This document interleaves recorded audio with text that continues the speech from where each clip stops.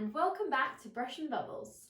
My name is Lara, and if you're new here, then welcome to the Bubble family. We bring you new art tutorials every week so you can get creative from the comfort of your own house. And if you haven't picked up a paintbrush in years or since school, then you are definitely in the right place, because I take everyone through step by step with easy to follow instructions. So today we're going to be painting a red moon and a forest scene.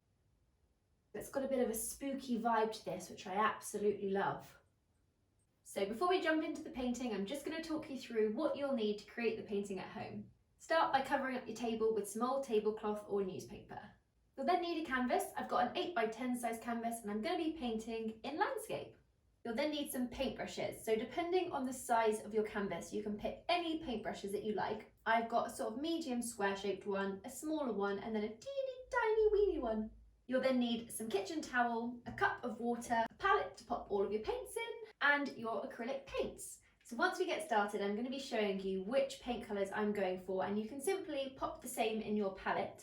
Equally, feel free to change up the colours for this painting. You can do a different coloured sky, you can go for a different coloured moon. I'm going for a very red, orangey, kind of yellow, angry, like midnight planet moon. But if you want to, you could do a pink moon or a white and grey traditional moon. Before we get started, just set yourselves up, make sure you're comfortable and relaxed. You can pop some music on, go grab yourself a drink or make yourself a cup of tea or coffee, and then we will get started with our moon painting. In my paint palette, I have white, blue, black, a little bit of purple, some red and yellow. So to start with, we're just going to have fun and create the colour for our sky. So you can go for any colour that you want. You can go for more of a midnight shade. You can go for more of a vibrant shade if you want to. You might even want to add loads of different tones into your sky. So for this, I'm just going to pick up my medium sort of square shaped brush, which is a little bit bigger. I'm just going to dip it into the water just to loosen up the bristles slightly. Dab it on my kitchen towel. Moving over to my palette, I'm just going to pick up a little bit of white just because I want white as my base for my sky, and then I'm just going to add lots of blue to it. So 2 scoops of blue, a little bit of purple, and then a little bit of black. I'm going to give it a good mix and see what I end up with. So I just want to darken this up a little bit. So I'm just going to add some more blue to it and then also some more black and give it a good mix. So I'm going to start with this as my base colour, and then I'm going to be adding other tones and colours on the top just because I want to add loads of different texture and colours in my sky. So this is the fun bit, because all we're going to do is literally cover the entire canvas with this paint. So just go wild and cover it all up. You might want to be more choppy with your paintbrush. You might want to be a little bit more smooth.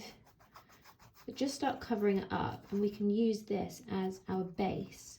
And then what you can potentially do while the paint is still wet, which is why I quite like to work quickly with this, you can almost pick up some of the pure blue from your palette and then mix it in with the paint that's already on your canvas.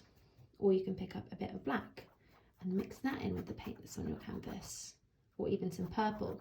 So basically, you're just going to do a little dance between all your colours, experimenting with how they look until you're happy with the shades you've created. And just remember to paint the sides of your canvas as well as soon as you meet them, and also paint the top just so we're not leaving anything white. When it goes onto the wall to be nicely displayed, you don't have to frame it.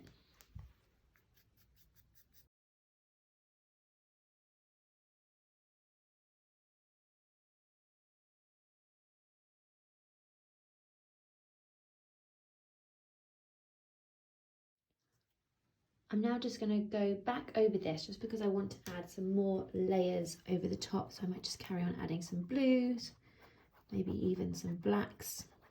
I'm just going to carry on doing another layer.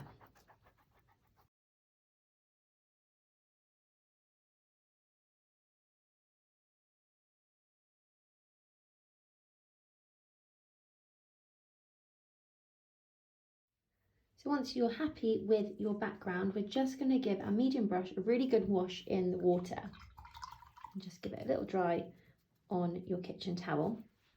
We're now going to create the consistency of paint we need to create our stars.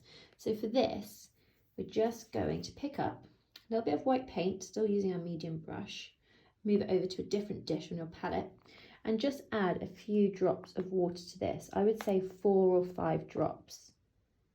And don't worry if the paint is a little bit blue. I mean, the water's a little bit blue, it doesn't matter. We're going to mix it all in. We essentially just want a really watered down consistency with our paint, but we still want it pigmented, so we still want it to look white.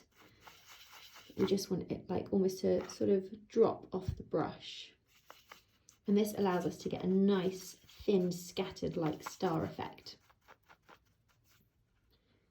So the way we're going to get our stars, and if you've watched any of our other tutorials of the night sky, you probably would have seen this before, but we're just going to fire the paint at the canvas using our index finger to pull back the bristles of the brush and then let them go. And if we aim it at the canvas, I'll show you the effect it creates now. So just make sure you haven't got too much paint on your brush just so it doesn't drip. Aim your paintbrush at the canvas a couple of inches away, pull back the bristles with your index finger and then just let them go. Oh, there we go, I've got a big drip. Let me just fix that now. So here we go again. Fire the paint at the canvas and just let those bristles go and just keep going. Just keep doing it. You don't need to reload the brush every time. You've probably got plenty of paint there to almost cover that whole canvas with stars. So as you can see, I'm just pulling back the bristles and firing them and just cover up that whole area. I think the trick with this is just sort of angle your brush in different directions as you're firing the paint, just so the stars scatter in different directions. Make sure you get all the way to each edge, all the way to the bottom. We want to cover up that whole sky. And if your stars are a little bit too big for your liking, it's probably just because you haven't got enough water mixed into your paint. So if you want to, you can just go back and add some more water into your paint. And just go ahead and add as many stars as you like. Once you're happy with your stars, we're just going to wash off our medium brush, and we just want to have about a 5 or 10 minute break just to let everything dry really nicely. So what you can do if you want to is just give it a little dry with the hairdryer if you want to speed things up a bit. As soon as your canvas is lovely and dry, we're now going to move on to creating the first layer of colour for our moon. So I'm going to go for a really orangey, red, yellow kind of bright October moon. For this, I'm just going to pick up my medium brush, which I've cleaned before, and I'm just going to start by mixing up a very pale pastel yellow as the first layer, just so it's nice and opaque and thick, and then we can build all of our other colours on top of it. So to start with, I'm just going to pick up some white paint and move it over to a different dish. And I'm just going to add some yellow to it and give it a good mix. Once you're happy with your shade, it's up to you which size paintbrush you want to use. I quite like using this square one just because you can get quite a nice crisp line. I'll show you now when you're drawing in your circle. But if you prefer to, you can always pick up one of your smaller brushes. So moving over to the canvas, we're just going to start nice and small in the middle, and then we can gradually make the moon bigger and bigger and bigger. So the reason I like using this brush is if you just push the bristles down of the brush onto the canvas and almost twist the handle carefully of the brush, you can even use your other hand to help you. It helps you bring the paint into a nice sort of circle-like shape to start with. So you can use that as your base. And then all we're going to do is just very gradually make it bigger and bigger. And I just like to push the bristles of the brush down so they fan out. And again, just twist the handle. And because there's still quite a lot of paint on that middle, I've not had to pick up any more paint. I'm almost just pushing it out. If you can see there, I'm just pushing out the paint so that it spreads out a little bit more. And this is your choice. You can really decide how big you want your moon to be. You might want a huge moon. You might actually quite just prefer a small moon. I'm going to go for quite a big one because I want to add the trees in the foreground. So I want the moon to sort of be right behind the trees. You can see the trees as a silhouette. So just spend some time now using this first light shade of colour just to draw in the shape and decide how big you want it to be. So as you can see, I'm just gradually making it bigger and bigger. And take your time with this, there's no rush. And please don't worry if you don't end up with a complete perfect circle, because the sky could be quite hazy and you could be quite abstract and stylized with your painting. So don't stress too much if your moon isn't a complete circle. If it's got a bit of wobble in it, just go with it. You've got artistic license here. You can do whatever you want.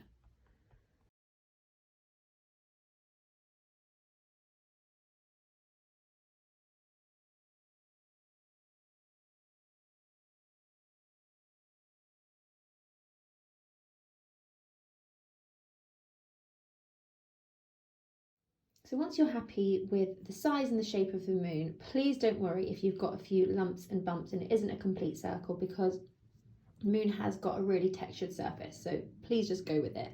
All we're going to do is just start layering up the colours on our moon. So like I mentioned before, you might want to keep to more greys and whites, or you might want to go for more oranges and reds. So I'm just going to mix up an orange shade, and I'm not going to wash off my brush. I'm going to keep this pastel yellow on there. I'm just going to pick up some yellow and I'm just going to add some red to it and give it a good mix. So essentially what we're going to do is just start adding different tones and texture to our moon, blending it in with that colour that's underneath, just being quite splodgy with your brush. You can almost dab the brush and just add a bit of like texture in there, but we're essentially just going to start building it up nice and slowly. And then you can go ahead and pick up some pure red, some pure yellow, and then we'll leave it to dry a bit and then add even more layers over the top. So just start adding these different tones onto your moon. Just be a little bit careful again when you get to the edge, but then make sure that you haven't got that line. You can sort of just scruff it up. We want the moon to look nice and textured.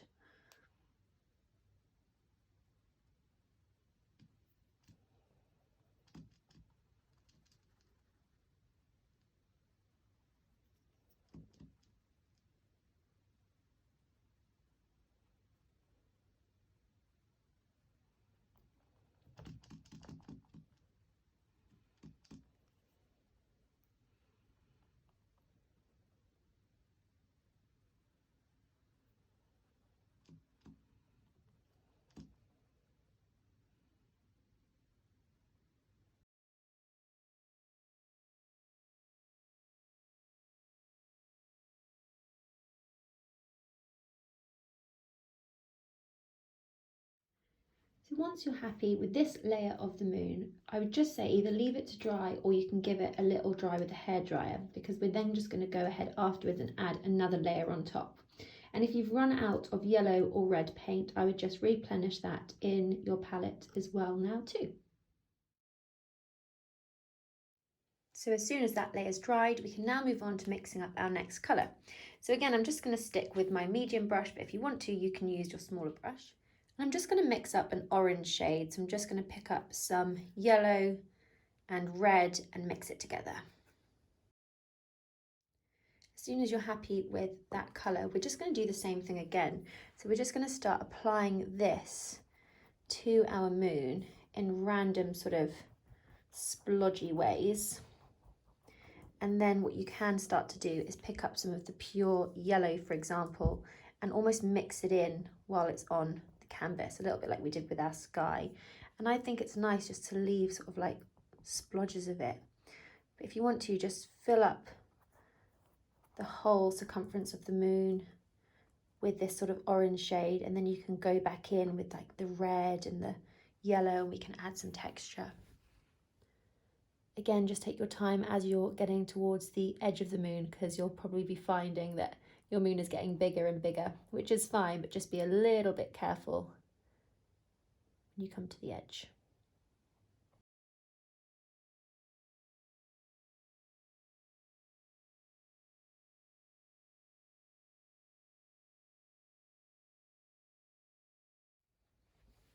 And as soon as you're ready, this is when you can just start having fun with it. I'm just picking up some yellow here and I'm just going to start almost dashing it on.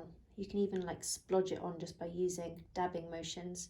And I think you just don't want to overly work it because it's quite nice seeing some of that yellow pop through there.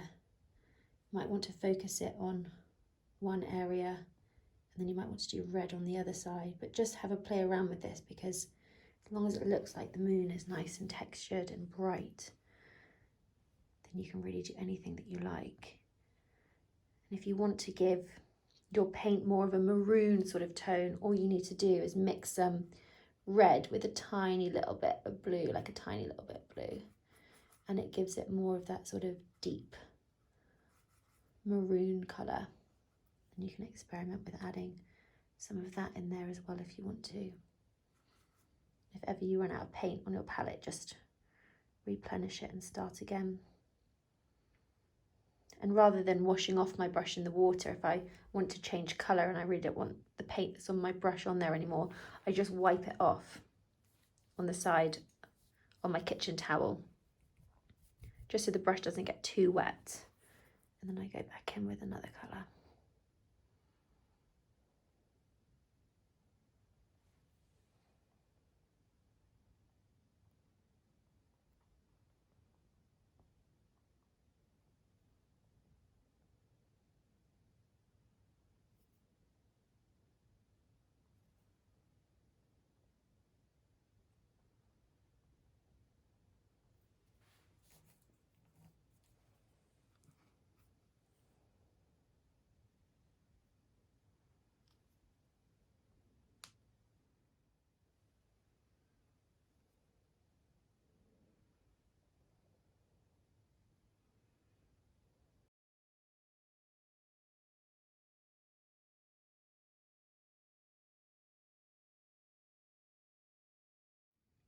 I'm now just going back to that first original shade that we had, that really light yellow, and I'm just adding small dashes of that just to add sort of a pop of highlight. And I'm actually focusing this on the opposite side that I had, the more red maroon shades. So you could always experiment with that if you want to as well.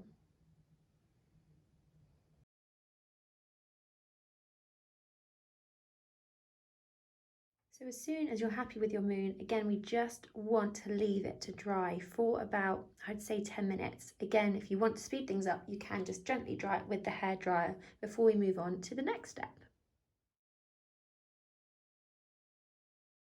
As soon as you're happy that your moon is nice and dry, we're now going to move on to adding in the trees. So for this, we're just going to use black paint and make them sort of silhouettes in the foreground. So I'm just going to pick up one of my smaller brushes. I'm just going to add a few drops of water into my black paint just to thin it out just slightly. So to start with this black paint, I'm just going to draw a line along the base of my canvas, and this is where my trees will sort of be coming out from.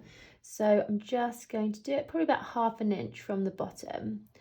And do not worry if this line's not straight, because essentially our trees are just going to blend into this line. So just sort of cover it up and then just paint all of the rest all the way to the base, and then wrap it around the bottom of the canvas and also the sides.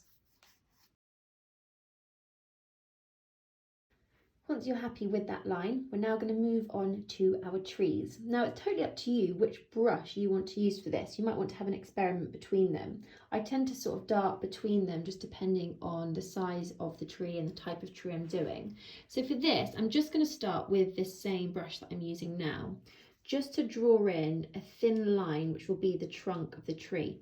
So I'm going to start by doing the first one smack bang in the middle of the painting, so it's going to overlap the moon. And I'm just going to start by carefully drawing a line down to meet that thick line that we've just drawn with the black at the base of our canvas. And what we can do is we can always make these longer afterwards. So I tend to sort of make them slightly shorter than I want them to end up being. And then what you can do is you can just start using whichever brush you want just to create these sort of dashes coming off the middle on either side, just so it starts looking like branches of the tree. And you can use the bristles, the end of the bristles, to sort of help create the look of the branches if you want. The only rule we have is the further we get down this trunk to meet the line, the longer the dashes either side go out. If you want to, you can always pick up your square brush that's sort of a bit thinner, and you can almost use the edge of it. So what I do is pick up some black paint, dash off the excess on the side, and just almost angling it down, you can use it to sort of help create a sort of furry like effect just by almost scratching the bristles on the brush. So just have a little experiment with what brush and what technique you prefer. Just make sure that the middle of your tree is nice and thick. You might even want to pick up a tiny brush like this one here and just add a few smaller branches towards the top. You might even want to bring it up to more of a peak at the top. Just add a sort of few speckles on the side. So it's really, really up to you what you do here. Just start creating these trees. And I'm just sort of with this smaller brush, almost blobbing the paint on so it looks like leaves off the side of the trees. And you can always go back and revisit the trees that you've done, but we just want to do a whole line of these going along in like different sort of heights and shapes. So make sure you've got some taller, some shorter. We almost want it just to look like a forest, the front of our painting. So I'm going to stick with this small brush just while I do the next tree. And then what we want to do with these branches is make sure that they overlap, especially at the bottom, because we want the bottom to be nice and thick. So if you feel like your branches would naturally overlap, then definitely overlap them.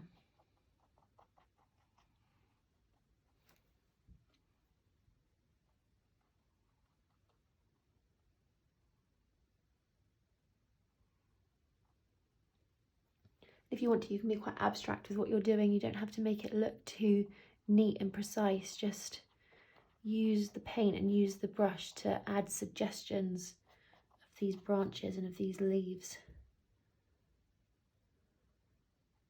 till it slowly starts to come together.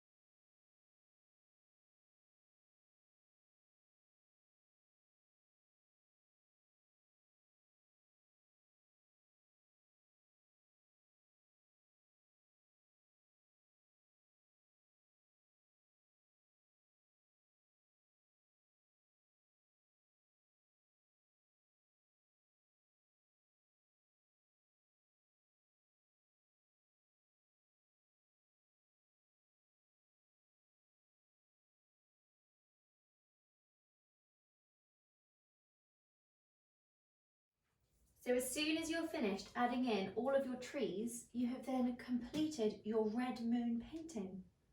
And if you're having fun and you don't want to stop and you want to carry on, then simply carry on going. You could always add in other planets far away in the distance.